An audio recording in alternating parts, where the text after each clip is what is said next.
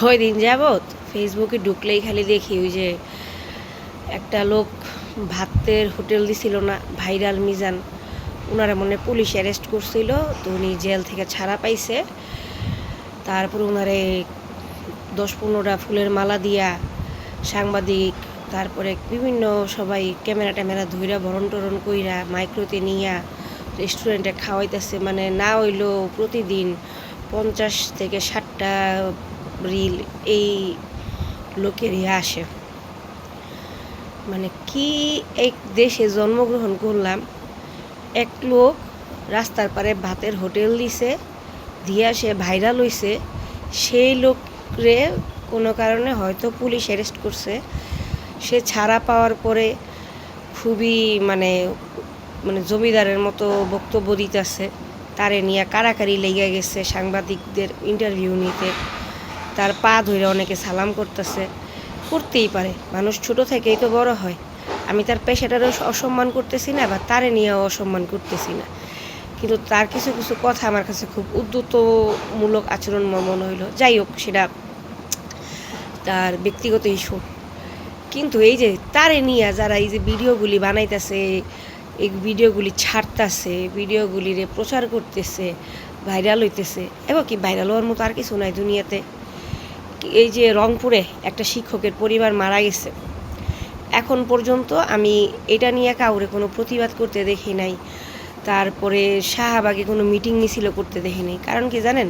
কারণ যারা মারছে তারাও সনাতন ধর্মাবলম্বী। আজকে যদি এই মার্ডারটা কোনো মুসলিম করত, এতক্ষণে শাহবাগ গরম হয়ে যেত, ভারত গরম হয়ে যেত, আর বহুত কিছু গরম হয়ে যেত। এখন সমস্যা হয়ে গেছে এই জায়গায় যে যারা খুন করছে তারা হচ্ছে তাদের ধর্মেরই। এইটা নিয়ে কারো কোনো মাথা ব্যথা নেই। এরপরে যে মাইলস্টোন কলেজের ঘটনার 1 বছর পূর্তি হয়েছে কিছুদিন আগে, 1 বছর শেষ হইল।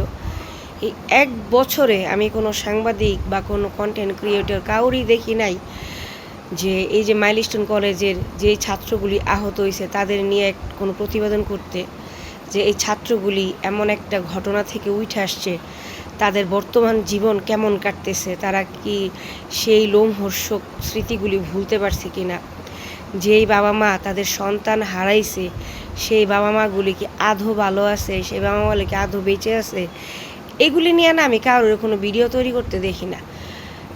দেখি কি ওই কি বলবো, ওই মিজান, ভাইরাল মিজান, লাইলা মামুন, তারপরে ওই যে আরও কী কী আছে, ওই যে কেক বেচেন, কী বেচে, তারপরে ওই যে কে গেল থাইল্যান্ডে নাকি, এইগুলি ঢুকলেই এগুলি কেন রে ভাই?